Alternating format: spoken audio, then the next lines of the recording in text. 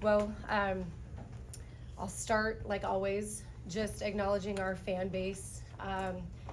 Today was really, really special on paper, but it was more special in person because of their presence and the atmosphere that they've continued to create for us. So just to all of our fans, I can't thank them enough. I can't express the way that they impact the game, especially the students.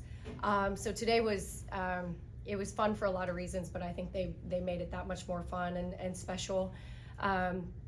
Kansas State they're one of the best teams in the country. I mean, they are no doubt in my mind a top 10 team, and when they have Ayoka Lee, they're a Final Four team, in my opinion. I have so much respect for them. Serena Sundell is one of the best point guards in the country. She's a pro. And the way that they shoot the three is just, I mean, it's so hard to guard. If for anyone who's followed women's basketball this year, you know how good they are. And that's why I'm so proud of our team, because I think that we guarded incredibly well. Everything that we did today really started on the defensive end for us. But to hold them to 9 points in that first quarter, 11 points, 12 points, I mean that's incredible, because I think they're so good. They're just hard to guard. They've got so many weapons. They're incredibly deep, and I said, I think before the TCU game, I said I went into the game thinking that they didn't have very many weaknesses, and I went in today thinking they definitely don't have any weaknesses. I just have so much respect for them. But all in all, I'm so proud of our kids, because we all went into the bye week thinking we needed the bye week based off that West Virginia game. And then I have all these plans as a coach, and I was reminded that I'm not really in charge, because our whole team pretty much got wiped out with the flu. So we've got a couple players who played today who didn't get any practice this week. Tenon got 1 practice. Anna Gret got 2 practices. I mean, it was a tough week for us. It wasn't the recovery we thought that we would get, but I am so incredibly proud of the maturity that our kids had on really just a 2-day prep, not even with our whole team, to follow the game plan the way that we asked them to. And I think that we are also one of the best teams in the country. And when we're all playing and at our best, that's what it looks like. It looks like today. And it was just really fun to get back to cowgirl basketball today. On a Gret, 2 practices, and you start 8 for 9 from 3. Do you maybe ask Jacie to sit out some practices moving forward? No, we actually kind of talked about it when I got sick.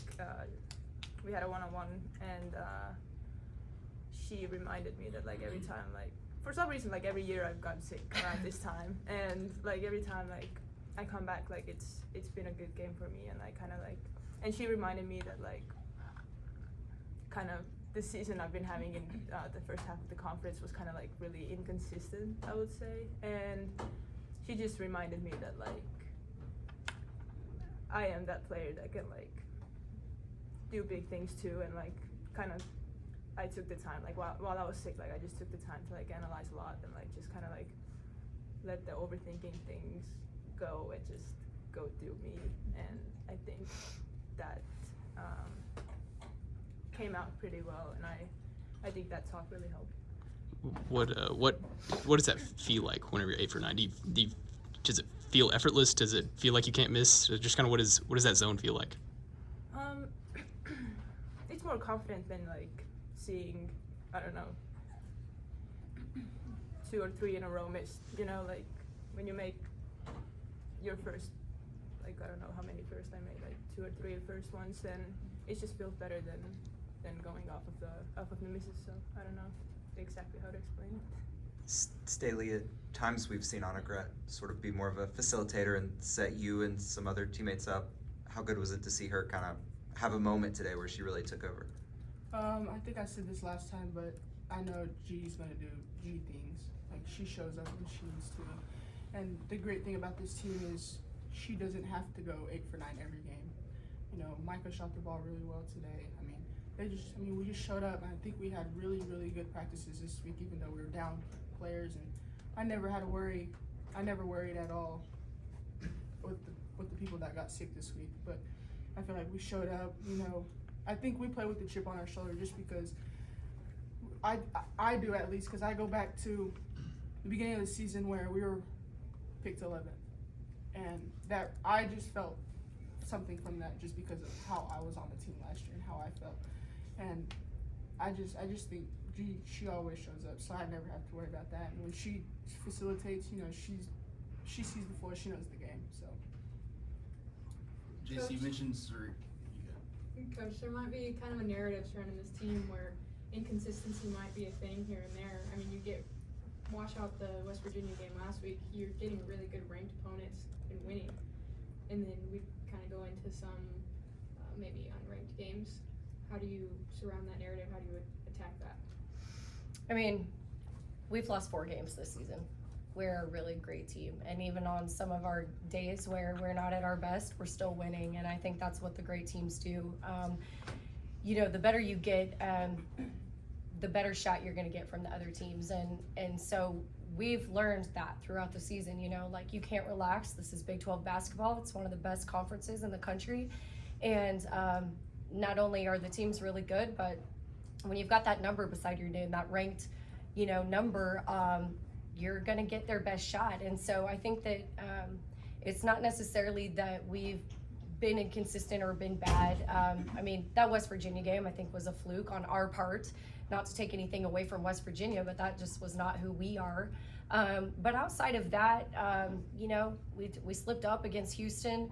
That was really the turning point, I think, for us of realizing, okay, you can't just go into this thing, thinking it's going to be easy. But I've been so proud of our team ever since then, and I don't think that we've really been inconsistent. I think some players have, had little shooting slumps here or there. The way we play, that's going to happen when you're relying so heavily on the 3-point shot. But all in all, it's the strength of our group that we've got so many players that can kind of step up and help each other out when others are having those down games. So proud of this one because she has been so rock solid for us and so consistent, not just in games but in her preparation. Even today, start of the second half, we didn't come out the way we needed to, and I just could look at her and say, you got to fix it. And that's what she does for us. She carries us. And I think it's her stability and consistency that's kind of given everyone else confidence and helping us be consistent too. I think that everything that we've experienced is just pretty normal. But I've been really proud of our response night in and night out for the most part. You mentioned Serena earlier about, she's really great point guard, one of the best in the country, but she was 0 for 4 at halftime. What were y'all doing in the first half to really, get her off of her game defensively? Well, I think Alexia Smith is kind of an unsung hero for us, and I appreciate all you for being here. I think you really need to pay attention to her because she is a huge staple for the success that we've had because she continues to guard the other players' best players when they're guards. And I thought that she really gave her problems. I thought that she was really aggressive when she had the ball in her hands, and then she was really smart and followed the scout when she didn't have the ball. It's also really helpful when you've got someone named Tenen Magasa in the paint who can just protect everything, and all of our guards know that Tenen has their back when they're on the perimeter, and so I think that gives them a lot of confidence. But Lex has been just a tremendous defender for us, and she's not talked about enough, in my opinion. I think she's one of the best defenders in the conference.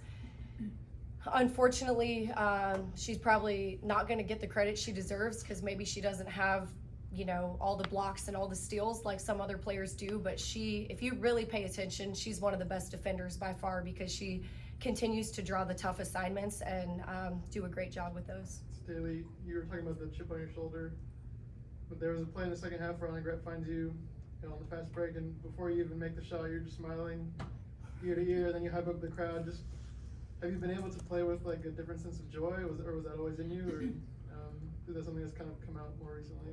No, it's came out more this year, more than last year, of course, just because of the people I'm surrounded with. and my teammates because I love playing with them, and like they just make it so fun, and you know I trust them. So just playing, we play the game. Like no one's selfish. No one cares about how many points they score. So you know I'm always gonna look for G. She's always gonna like we're not selfish. So I think just playing with that joy makes winning so much funner and so much better for us, for our team. And I think we really enjoy practice and stuff. Like we really lock in. I think I said this a couple days ago. I said we always bounce back to our losses. Like we learn almost everything we need to learn from our losses, and there's always stuff to learn from wins too. So we'll go back and learn what we need to. Coach, how important was, avoiding complacency and keeping the foot on the gas pedal the whole time despite being up, 20, 30 points? I mean, how much did you send that message to your team throughout this game?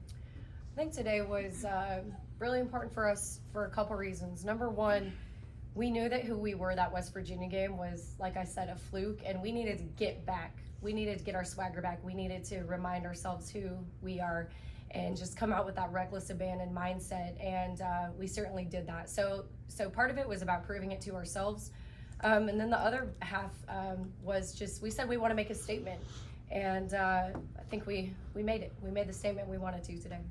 Coach, obviously, some of the biggest games still to come, but you look back and after TCU, you kind of talked about some legacy games and record setting already all the way throughout this year.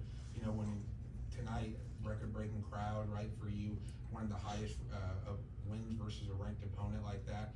When you kind of look at that, what does that do for kind of the trajectory of this program, and especially for, the girls that you're coaching, especially like Gret and Stailee, who have been with you throughout this journey?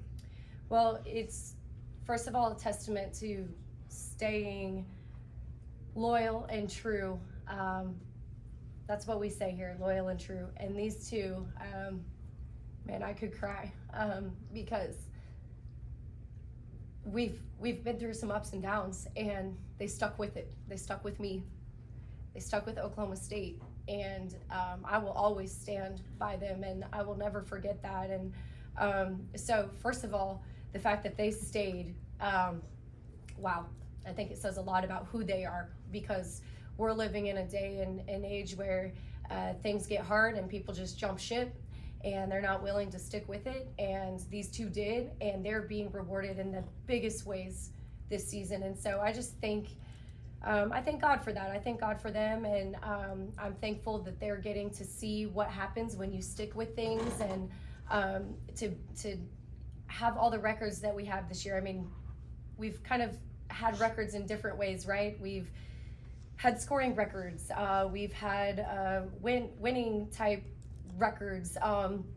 Today was our fans. And so I think, number one, I just thank the people who stuck with it when it didn't look like it did today. But number two, this is cowgirl basketball. If you come play at Oklahoma State, you're gonna get to play in front of a crowd like that. If you're from Oklahoma, stay home, because you get to play in front of all those types of fans and friends and family. We had two Oklahoma girls out there today just lighting it up in Stailee and Micah, and I mean, that's special.